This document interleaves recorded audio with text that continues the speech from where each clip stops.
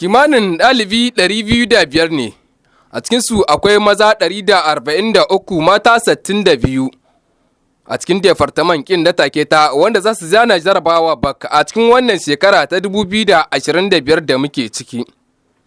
Hukumomin gargajiya da narbariki na cikin departaman ƙin sun kasance a lise ƙin da ke a nan take ta domin ƙaddamar da wannan jarabawar fuskar ƙasa baki ɗaya. Prefe Abdullahi Isiyaku a yayin da yake jawabin shi a gaban ɗaliban, inda ya ce yana kira ga wannan ɗalibai da su mai da hankali wajen yin aiki a nitse.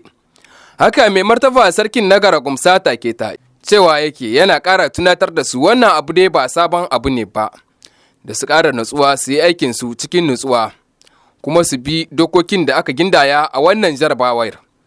Haka zalika mai sale adekin da ke kula da wannan da'ira ta Garagumsa, shi ma ya kasance a wannan lisekin da ke a nan take ta, inda ya ce wannan ɗalibai yana da kyau kowa ya yi yadda ya kamata, kuma a tsaya a yi nazari a yi aiki a nitse.